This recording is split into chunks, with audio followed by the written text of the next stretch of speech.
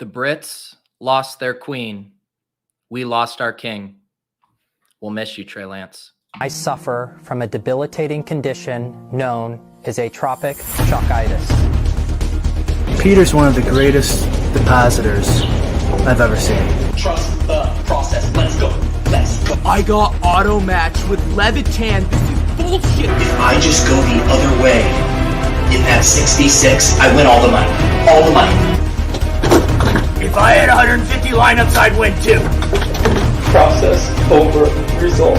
Illuminati make a bitch go crazy. I don't know which one of these my baby. Bust out AP, 35 bullets in your head like KD. Bust it, bitch go bust it. And I had 10 pints with me in Russia. Hey everyone.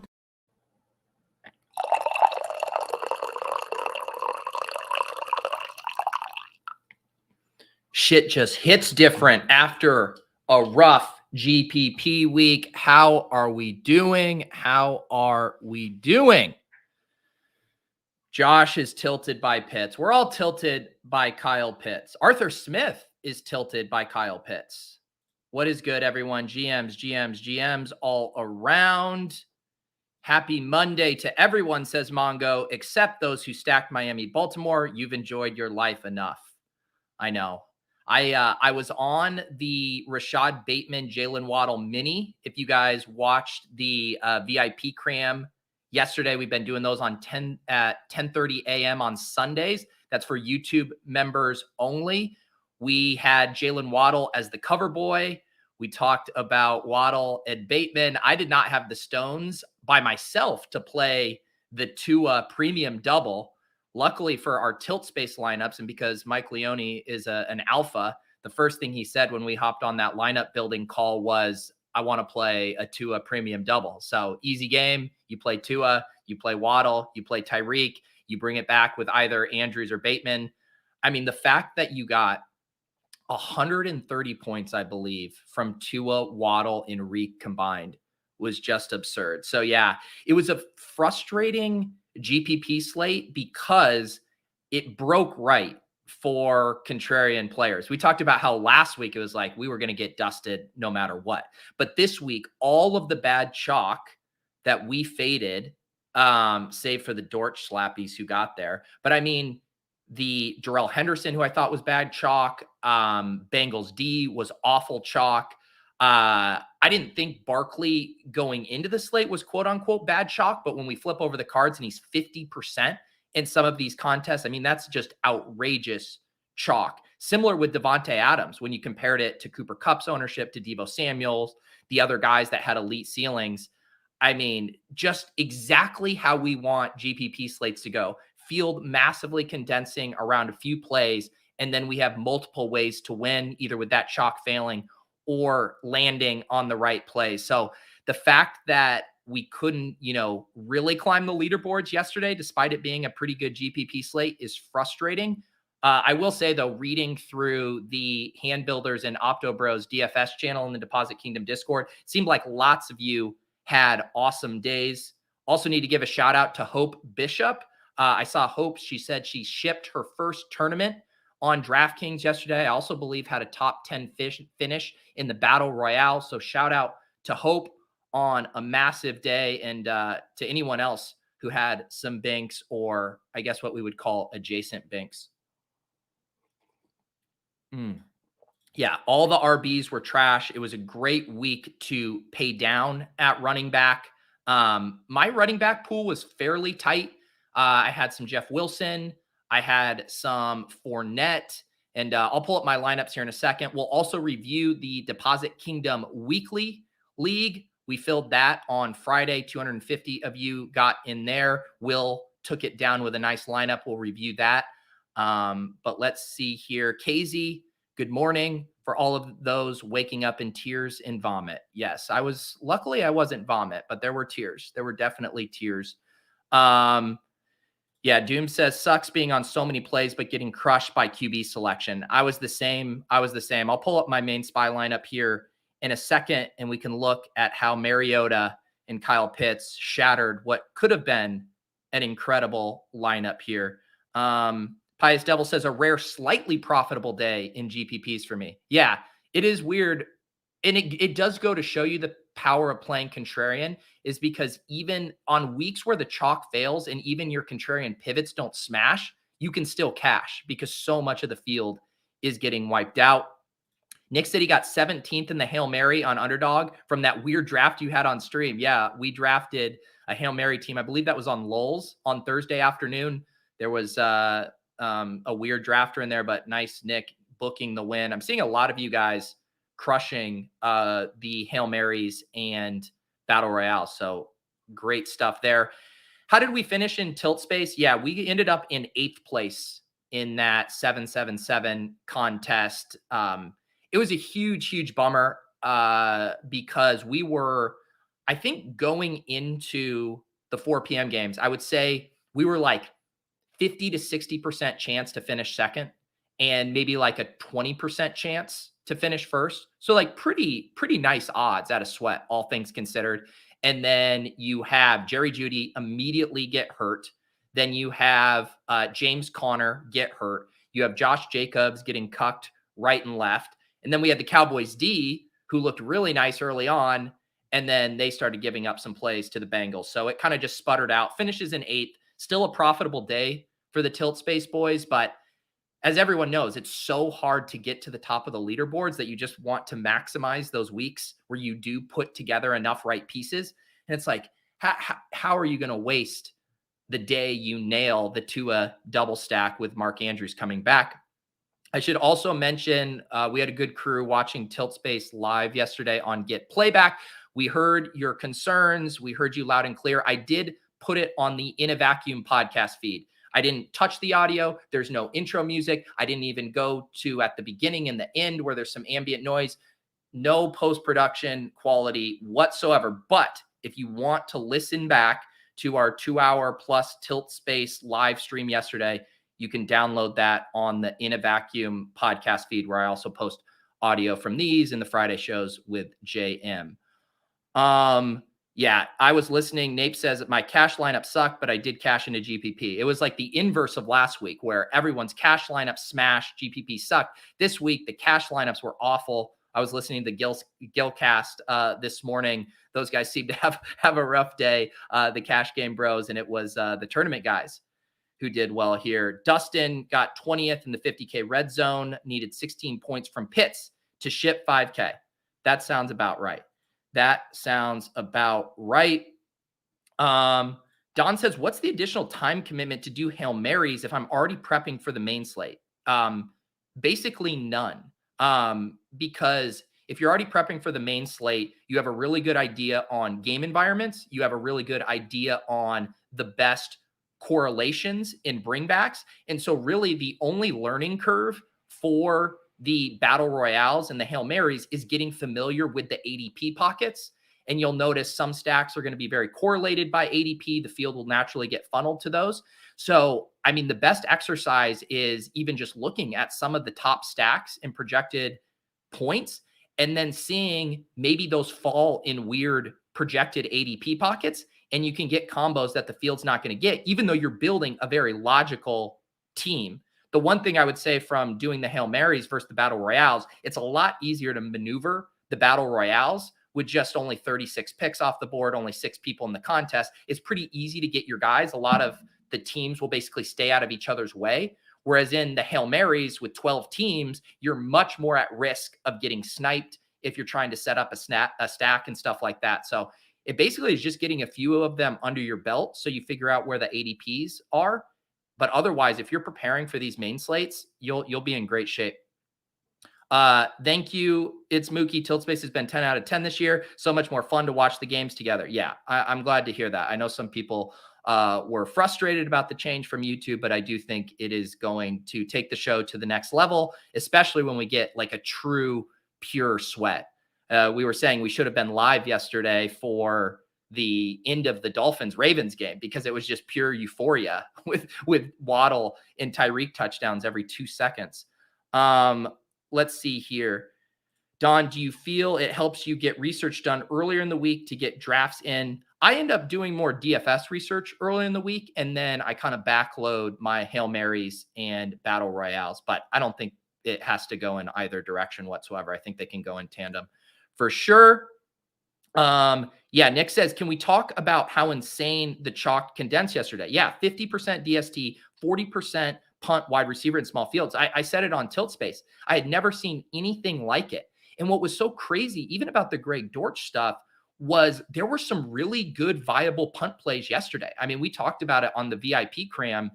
Richie James projected for more points than Greg Dortch at a fraction of the ownership. Then at the last minute, we had Brashad Perriman open up at 3.2K. We got the Greg Auman report that he was going to be running in 3 wide receiver sets. He gets there. I'll pull up my spy team here. He was 1% in that. And I mean, what's the one thing we always say about those punt play wide receivers?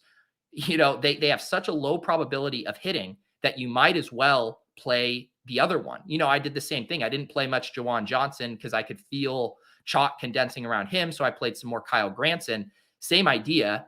And there's kind of 2 ways to handle it. You can flip the build and make sure that you're not even playing a punt wide receiver or punt tight end to begin with, or you can just make the direct pivot and know, hey, the probability of these hitting are the same, and I'm going to gain so much if my 1% Perriman hits and a 40% Greg Dortch doesn't.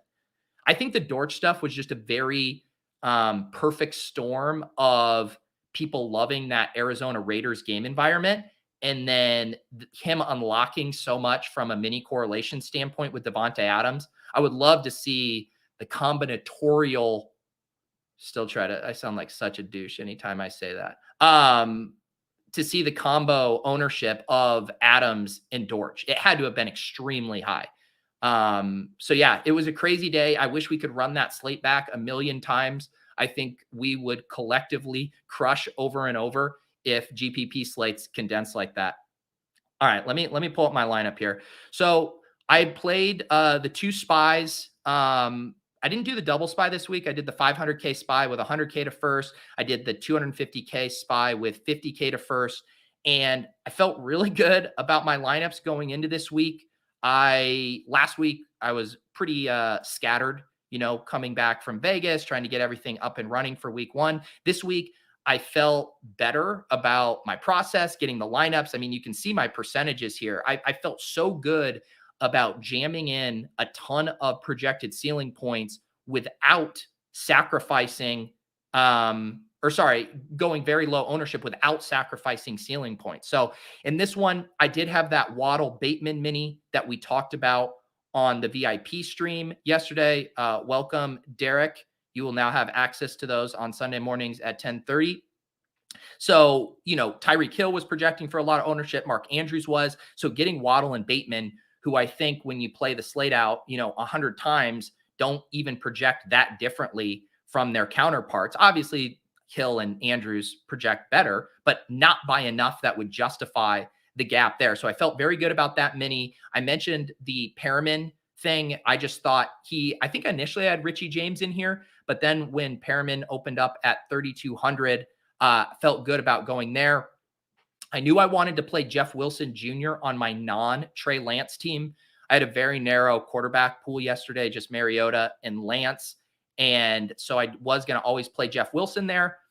And then I knew my stack was going to be Mariota to Pitts. I did consider London, but ultimately I thought Pitts' ability theoretically to separate at the tight end position was enough to give him the nod there. And then, of course, I had the salary to bring it back with Cooper Kupp, who I knew was going to be pretty low owned because of Davante Adams. That did lead me to having to punt at defense with the Jets, 3% owned, only 2 points there. And then the one play I was kind of ambivalent on in this lineup was I had this, 6,700 available here for a running back.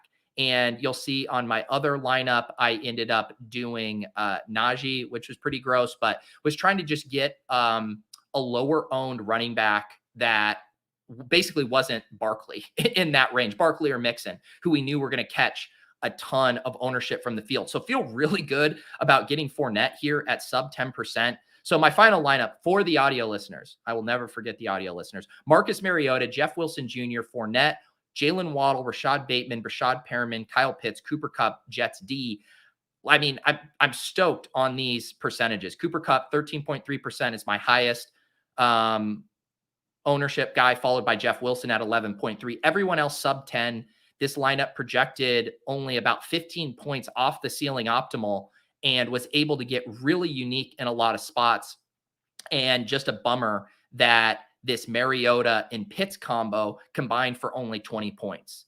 You know, if I'm able to just get even a little bit from those guys, I mean, you needed a monster score to take this down. I was still 100 points off of first place. You know, I min cashed here 5,555 entries. I finish in 900th place with 160 points, and first place here with 260 points. And you can see here that you definitely had to have the Tua premium double to Hill Waddle, brought it back with Andrews. Amon-Ra St. Brown, even at 25%, was a guy you absolutely needed to have. Jacobs and Gibson, you can go through all the tournament lineups for yesterday, and it was definitely a day to pay down at running back. Not a lot of scorers, very zero RB-ish looking tournament teams. And then Jags D was the nut play at defense, which again stings so much when I'm looking at my Jets. You know, if I had 100 more to get up to the Jags. So you just see how close you are to some of those things where it's like, if I don't have, you know, if I have Tua with this Waddle stack and, you know, Jags D, you're getting so close. And now I'm becoming a cliche of my opening. You know, I was a 3v3 away from winning the SPY. Yeah, Denver says, damn, you had to have felt so good about heading into the late games with Pitts and Cup left. Yeah, I was feeling very good. Mariota, Cup, Pitts, I thought I had a chance to have a nice day. I didn't think I was live to win, you know, with Fournette only at 9.4 points. Jets, I mean, I knew it would take a lot for that to happen, but I thought like, oh, this team could finish top 50. You know, I thought it was going to be decent. But what's the entry fee for this one? This is $100 SPY. I'm a sucker. Every year I say like, oh, I'm going to play the super small field stuff. But what happens is when I build my lineups, I build so naturally contrarian that if my angle hits, not only would I get paid off in a sub 1,000 person contest, but I'm going to get paid off in a 5,000 person contest. So I do gravitate myself to these, you know, 5,000 and lower contests. I know like Karain and obviously Leone, those guys will play really small field stuff. And I should probably be better about that. But man, when I see 100K up top in the SPY, I can't resist. In this one, the 250K SPY, there was, how much was 50K up top over there. So yeah, I'm just a sucker for those big prize pools. And I build in a way where I do think I can realistically get there. Let me catch up on the chat. Yeah, min cash and was 100 off is wild. Yeah, just giving up way too many points at defense with Amon-Ra St. Brown at quarterback. Yeah, we won't talk about Cole Kmet, Mr. Bagel himself. Tilt Space is not going back up on YouTube. I am done talking about that. The audio is posted on the In a Vacuum podcast feed for you rewatchers. Yes, Chubb was a good high-priced RB. I agree with that.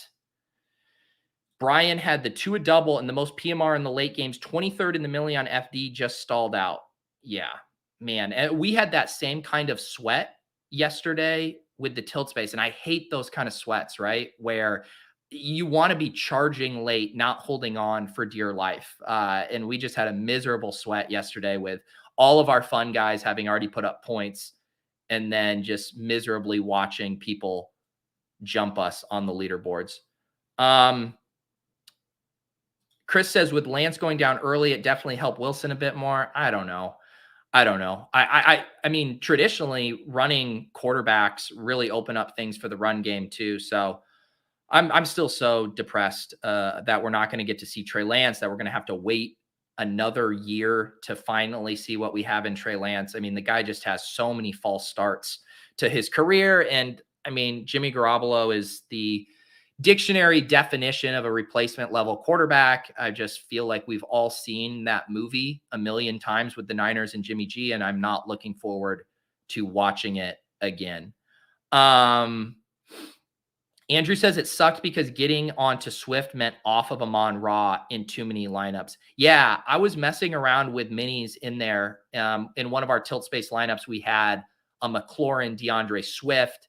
I did have basically what I did yesterday for my teams is I had my 2 main lineups in the SPY, and then I put them into the $50 red zones too and just made some 2v2 pivots.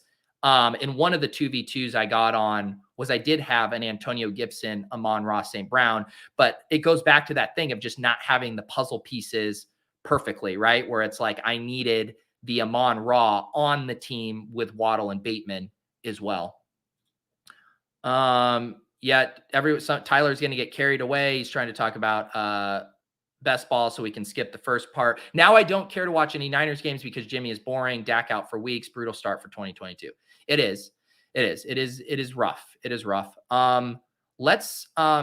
We'll look at my other SPY lineup in a sec, but how about we take a look at the Deposit Kingdom weekly league here first. So we didn't have this for week 1. Luckily, we badgered DraftKings. They hooked us up with this nice rake-free contest. I had them do 250 entries for this week just to see how much we could reliably fill. This filled on Friday during the show, so I will make it bigger this week. I think I'll boost it up to 300, see how that goes. This will be posted always and exclusively in the Deposit Kingdom Discord. I will post it in the announcements, and I'll generally also post it in the DFS channels as well. So if you guys want to get access to the Deposit Kingdom Weekly League and all the glory and the clout that comes from having top lineups reviewed on this Premier Monday GPP lineup review show, you can get in the Discord and get access to that. I'm going to email them actually after the show and try to get us spun up for week 3. But congratulations to Willie Wisdom, who had a sick lineup, 248 points. He DM'd me last night. I did tell him that I was going to roast him for Greg Dortch, but an awesome, awesome team here. We have the Tua, Tyreek, Waddle premium double with Mark Andrews coming back. I love going contrarian at running back here early, Chubb, Harris. So he has a ton of information on his team. Also Saints D there. So you have Tua, Chubb, Harris, Tyreek, Waddle, Andrews, Saints. And then on top of that, too, you head into the 4 p.m. games with basically just Dortch and Higgins. I don't mind eating Dortch there. What's interesting is with that big of a lead, how much was Judy? Was Judy 5,800? I think Judy was 5,800. I probably, and obviously it doesn't look good in hindsight, but I probably swap Higgins to Judy just because his projected target share was so good there. And with this big of a lead in this specific contest, I do think you could have eaten just slightly better chalk. I think you would have won regardless because you had like a 17-point cushion there. But this is a very nice lineup, obviously. And when you have so many contrarian pieces hitting late, I guess, Willie, you can eat the Greg Dortch chalk. And you can also just see how close this was to being even more of a monster team. I mean, if you go down 100 and you play Jags D instead of Saints D, I mean, that's another, 17-point swing. Then you're up there with 265. Then you're up there with shipping the SPY with this lineup. So all things considered, very nice lineup from Willie here. I see our guy, it's Mookie in second place, also had the Tua double. Andrews bring back, had Chubb going. Nice play there. A little mini correlation with Cordero Patterson and Allen Robinson. The Sims absolutely loved Cordero Patterson heading into yesterday. He doesn't quite get there as the entire Atlanta offense struggled. And then, of course, eating that Greg Dortch chalk as well.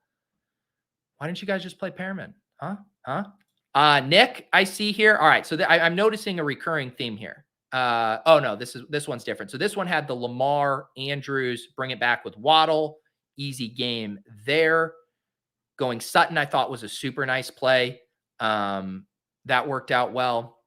Who else do we have? MC here, Tua, Hill, Waddle. No, did anyone do anything up here without Tua or Lamar Jackson? There's a Lamar. Tua. How many down do we have to go? Look at this. Tua only 6%, and that's all it took. If you had Tua, you were at the top of the Deposit Kingdom leaderboard. Tua, Lamar, Tua. I'm still waiting to find a non-Tua or Lamar team. Tua, Lamar, Clay, Tua, Lamar. I guess between Lamar at 8% and Tua at 6%, the top 15% of lineups all had one of those two guys. Sometimes it is easy. DFS is just as easy as correctly identifying the one game that goes bonkers. Sometimes it's that easy. Here we go. 23rd place. J Dude the Dude has Marcus Mariota and cracked top 23. Very similar construction to what I rolled out in my Big Spy lineup. Marcus Mariota to Pitts. Cup bring back does play the Richie James at 8.4% instead of the Greg Dortch 30+%. Get in the Amon-Ra Curtis Samuel mini. Really nice there. And then I love the running back plays Wilson and Chubb. I also like not being afraid to play Lions D, even though you had Curtis Samuel in the lineup. I thought Lions D at 1.2% in that 2,600 range was very strong. So Sean asked a question that I was personally struggling with yesterday. He said, did you think before yesterday that Tua was a double stack candidate, particularly with two expensive guys? So this is how I thought about it. On the one hand, the Dolphins had the highest pass rate over expectation in week 1. So we definitely had hints that they were capable of supporting two pass catchers. We've also seen the offense be highly concentrated already around Tyreek and Waddle. They really aren't involving much of the wide receiver 3. I know Durham Smythe is getting a little work, but this is a heavily concentrated offense. So in that regard, I think we should have been able to see it coming. On the other hand, what got me off of it is I really liked Mariota and Lance because I knew they'd offer some of that rushing upside. I knew I could skinny stack them. And I was worried about running into a lot of chalk in my bigger 5K fields like the Spy. So that's why I went the Bateman Waddle route. However, for the Tua double that we ran out in the tilt space, that was a 130-person contest, 140-person contest. I mean, that's the epitome, those size contests, like when Leone plays the Thunderdome. You just have to identify the right game. And JM talked about it a lot on our Friday show as well, like finding that block of points. And even though, if you looked at projections, you were thinking, hey, maybe I get, 50 or 60 points from this block here, then you open yourself up to like the 99th percentile outcomes that we got yesterday. So I guess what I'm trying to say is I didn't like the Tua double for really large field stuff because that outcome seemed thin. Both of those guys hitting 40 points. I don't know if we'll ever see that again, or at least this year. And so for that reason, I thought I wanted to access ceiling at more points. But in this Deposit Kingdom League in sub 1,000 person fields, I think the Tua double stuff was extremely viable. Yeah, Conman says in these small field tournaments, I think it's bad process to bag on the cheap chalk. If you make proper ownership decisions, it can easily work. Yeah, the problem is the chalk with Greg Dortch is Rashad Perriman, Richie James, those guys projected very similar. And so if you're just doing a column A, column B, and you're not game stacking, like a lot of the Dortch stuff that I just tabbed through was like one-off Greg Dortch stuff, which about the only context that I think it would make sense to eat that would be one, you're massively front running a contest and it unlocks the pieces you need, or two, you're game stacking that environment. I do objectively think it's a bad play to eat that kind of chalk as a one-off. I think that'll burn you more often than not. I need more coffee here. H Dota, you're gonna get me arrested. You're getting me. I can't even utter this for the audio listeners. The FBI is tapped in right now. What are we trying to identify in large field tournaments? The best place. Trying to identify the best place. No, the difference between the small field and the large field, and you could go to the most extreme example of the Millie Makers, you're needing ceiling outcomes from every position, more or less. And so on a per play basis, Tyreek and Waddle are going to be negatively correlated. Anytime Waddle has the ball, Tyreek doesn't, and vice versa. Whereas, a lot of times you'll see the Millie Maker lineups where they hit Amon-Ra St. Brown, they hit Waddle, whatever. I think this was a unique week to get, 130 points from a trio of players.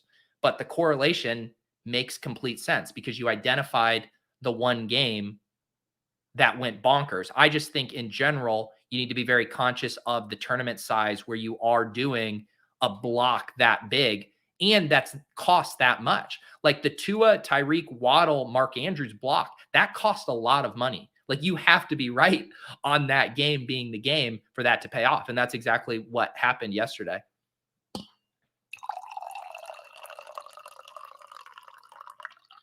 All right. Let's look at my other SPY lineup here. This is the one that was snowflakes and sadness all around.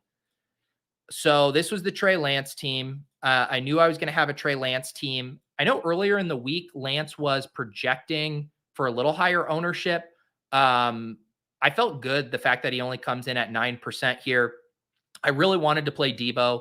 You know, I was looking at Debo. I mean, he was 2,000 or 2,100 cheaper than Cooper Kupp. He was going to come at a fraction of the ownership. Basically, every way I sliced and diced things, I thought Debo looked like a really good play. I think I could have even played him as a one-off without Lance, but, you know, getting a $5,700 quarterback, I thought in a bounce back spot stacked with Deebo Samuel there, I was good with that. I wasn't going to force a bring back in this spot. I did get Nick Chubb in here, who I thought was a good play.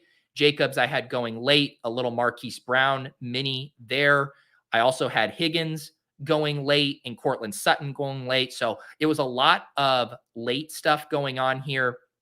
Had Kylan Granson, who, like I said, I was going to play over Jawan Johnson as the punt. And this is just a classic snowflake lineup that does not get there. I left everything in place because even after Lance and Debo and the Steelers D kind of bombed, Granson as well, I thought I was already pretty contrarian here with Higgins and Sutton and Chubb, or I had Chubb going early too. So I had some points in the bank, but knew I needed to be still relatively contrarian, which this lineup was. I'm very happy with the percentages here. I don't really have too many takeaways from this team, to be honest. I got, you know, one thing that's nice when you aren't going up to a Jonathan Taylor or Kupp or some of those salaries that hamstring your lineup is it allows you to get 4 wide receivers in who legit have 25 plus point ceiling. So I thought with Marquise Brown, T. Higgins, Deebo Samuel, Cortland Sutton, I could really bink those high-end outcomes. Obviously, the Brown and Jacobs mini was not the one you needed. You needed Amon-Ra St. Brown in there instead. But yes, I sincerely do not have a ton of takeaways from this team. I felt really good about the construction. Very kind of similar concept to my Mariota and Pitts team, except I just didn't have a bring back here.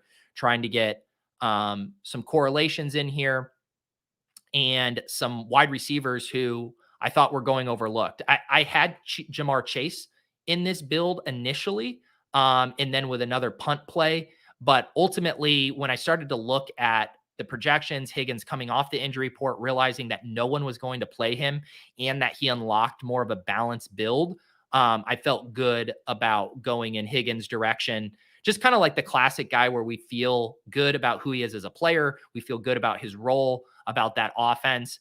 And when you see the ownership spread and the price spread on him and Jamar Chase, almost similar to the Waddle and Tyreek Hill thing, I definitely want to take advantage of those dynamics when I can. Shoebot spots himself here at 497th place with a little cash there. Had the Carson Wentz. Wow. Ashton Doolin ended up at 17%. Wow. Jahan Dotson ended up being a great play at 4,200. I do like this double stack.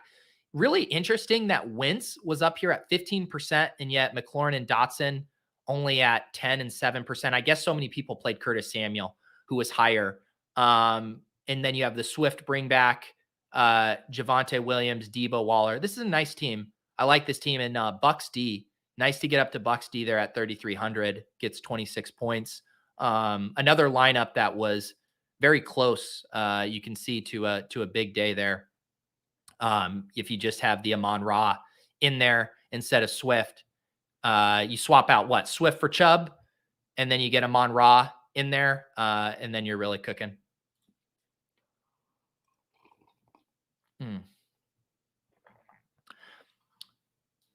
Yeah, Mathology says Higgins was massive leverage. JM wrote about him in his player grid. I'm sure all of you guys are aware, but JM and I are doing a weekly show on Fridays, every Friday at 2 p.m. Eastern, kind of talking through the week's previous lessons, looking at the slate from a macros perspective. And then he shares a couple of his core building blocks for how he's starting to think about lineup building. I do highly recommend getting an OWS sub. Obviously, I'm biased. I think they're doing great work over there. And a lot of people I know this week took advantage of the week trial. I think with the promo code Pete for 20% off, the week trial is just $8 or $9. And you can poke around and see if you like it. But yeah, JM just so sharp. I really do love the whole scroll experience. They really get you oriented on a slate very quickly. And they obviously think about DFS very similar to how we think about DFS around here. So really enjoying talking to JM each week. T-Did says, how different would your process be if you did 15 lineups as opposed to 50? 15. So you're saying if you would go smaller. See, I'm not an MME bro. I don't think it's my strong suit. I mean, I know my way around an optimizer, but I'm not a wizard by any means. But I mean, with 15 lineups, you can with 15, you're more in hand build territory. With 50, I don't know how anyone can reliably hand build 50 really good lineups. I don't know if this answers your question, but what I find happening to me is when I'm really focused on one or two lineups, I'm getting in all the leverage spots, the plays I really want. So like even yesterday, I really knew that I wanted that Waddle Bateman mini. I really knew that I wanted a Trey Lance team and a Jeff Wilson team. And I was able to stay very focused. And then once I get to the last couple spots in the lineup, I'm able to see what stuff fits, both logically from a correlation standpoint and from a projected point standpoint. And so it gives me time to really be purposeful with the moves I'm making and thinking through those leverage scenarios that we're trying to do with every pick, ratchet up leverage. Okay, I'm not playing Bengals defense. I'm going to pivot to Jets. Or, I'm going to play Noah Brown in this lineup because I know so much of the field is going to have Bengals D. And I can, jump a pump play wide receiver and take out a bunch of Bengals D lineups. So I'm just using examples, but that kind of decision tree thought process is so much easier for me with only a couple lineups than I feel like when I listen to, say, Dink talk about his MME process. It's way more rules-based, it's exposure-based, and I think it's almost just an entirely different game. And the other part about that's super intimidating for me for MME is just late swap stuff. It's so easy. We were going through all kinds of late swap scenarios yesterday for our tilt space lineup because we did have a more aggressive contrarian core in there around our Tua double. And we ended up making some slight pivots because we realized we were able to get in so many more projected points when we had, a team that was very live for first. So those kind of elements, being able to maneuver those is just so much easier with a smaller range of lineups. So that's just for me. I'm not an MME bro. There's lots of people who do it well. And I am in awe of them. Doom, which one are you talking about? Did you guys play that Friday lineup anywhere? What was the one I built with JM? No, I didn't play that one. And I will say too, like the idea of that Friday lineup build, it is literally to think through the questions you should be asking yourself as you build a lineup. It's not, I mean, we joke around about not duping us and stuff. Like if you wanted to dupe a lineup, you dupe a lineup that we built on stream at the end of the VIP cram yesterday. I mean, that lineup, I don't know why I didn't toss that into something. I need to pull it up. I think Willis took a screenshot of it and posted it in the Discord. I'm going to scroll up and see if I can find it. It's going to be a blurry screenshot. But the lineup we built was just the near nuts. I think it was pretty close to the nuts here. Okay, here it is. I found it. Let me pull this up on screen. This is going to be very blurry. It's a screenshot of a screenshot, but just bear with me so you can see I have the receipts here. We built this at the end of the stream. It was Lamar Jackson to Bateman with Waddle coming back.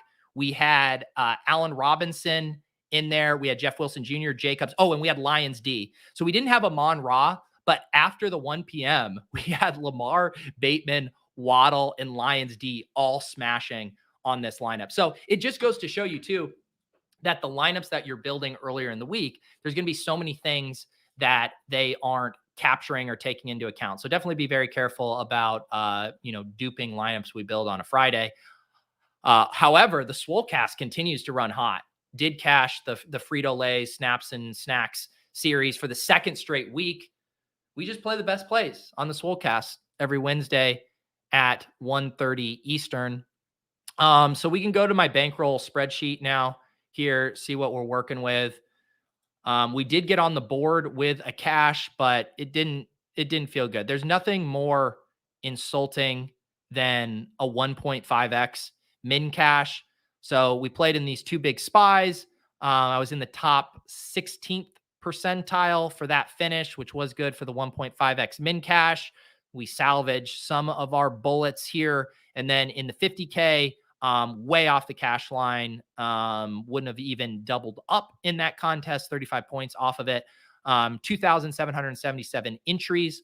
Although a good thought exercise would be to see where would I have placed this lineup, the big spy in the smaller spy. So if I had 160.24, I would have finished in 478th for 200. So in the smaller contest, I would have also min cash, but it would have been a 2x min cash instead of a 1.5x. It is depressing me just even discussing this min cash stuff. But I know people like to see the tracker up here on the board. I also have this pinned in the Hand Builders and Opto Bros channel in the Deposit Kingdom Discord. If you guys are a YouTube member at that level, you can go and download this template if you would like to track your own GPP play that way.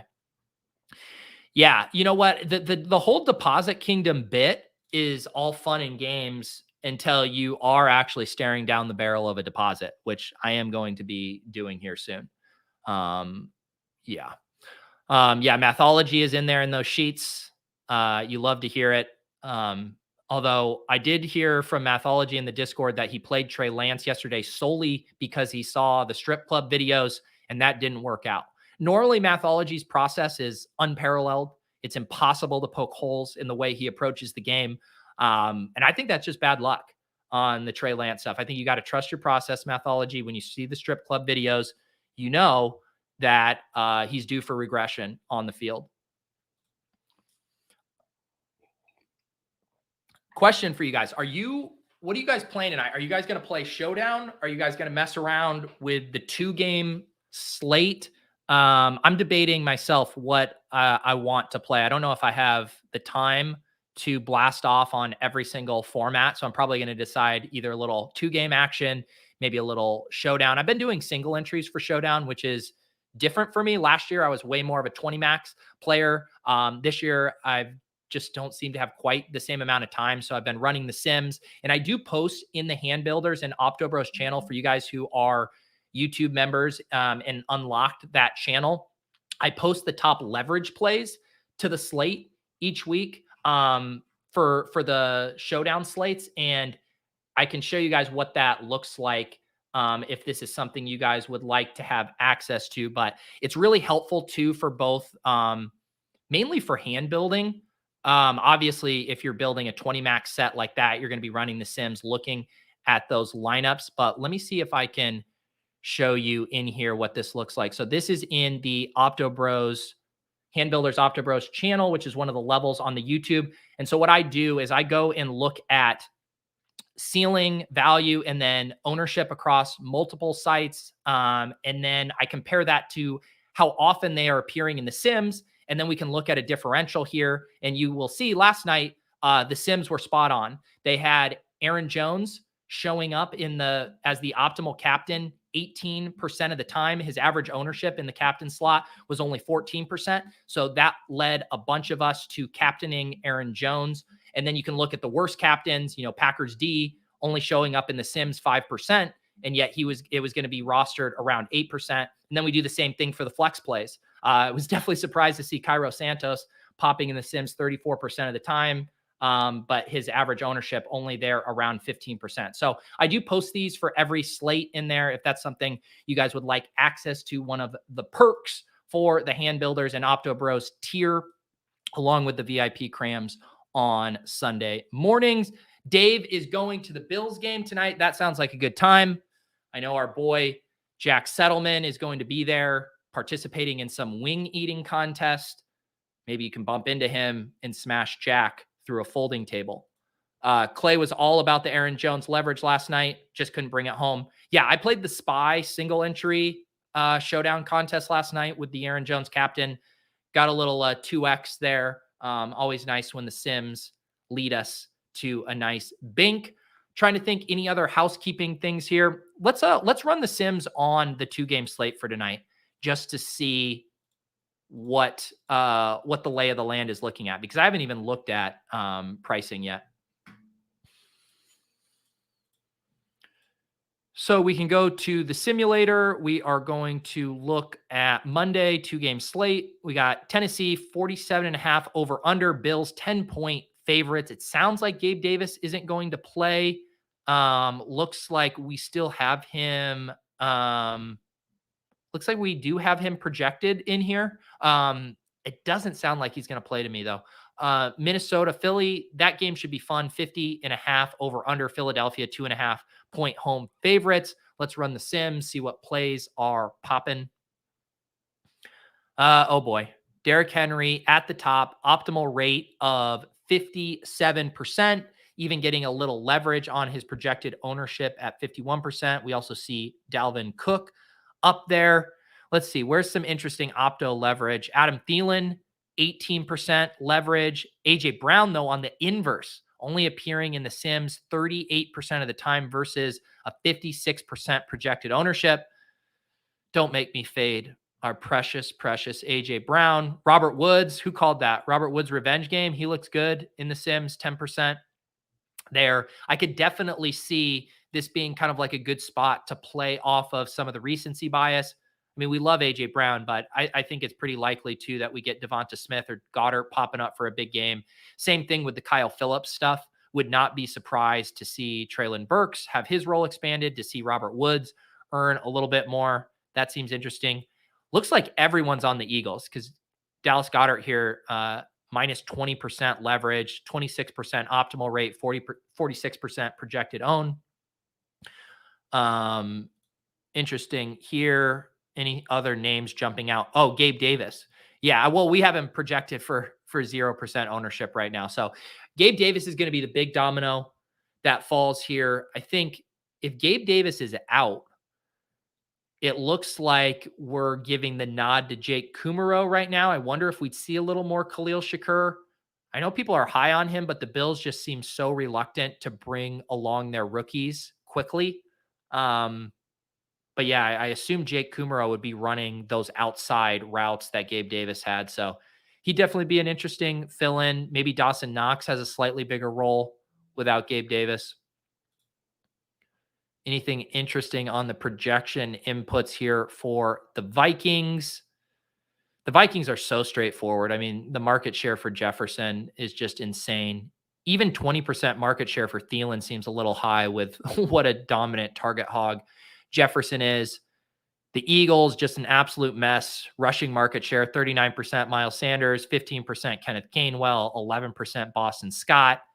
But you can see here too, when you think about like the ownership discrepancy of AJ Brown versus Devonta Smith, AJ Brown, 28% market share. That's still solid. Devonta Smith up here at 18%.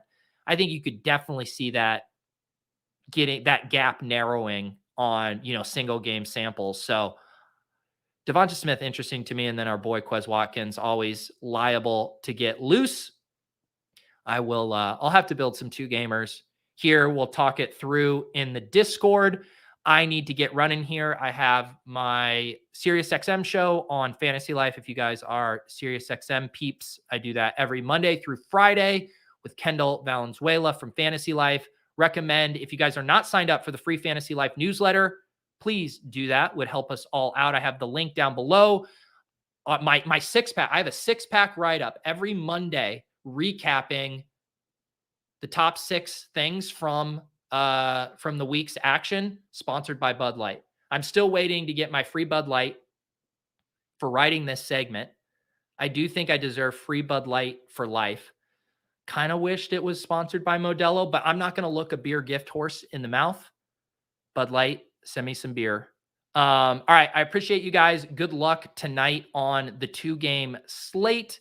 I will be back. What do we have? Tomorrow night will be Club Top Shot.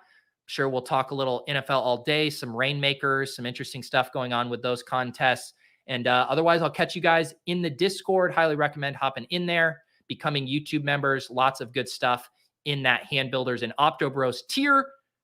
I do have the audio for the Tilt Space up. For those of you who missed it, that's in a vacuum podcast feed. I'll also throw this up. Good luck tonight. Hope you guys all have a wonderful rest of your Monday. We'll see you next time. Deuces.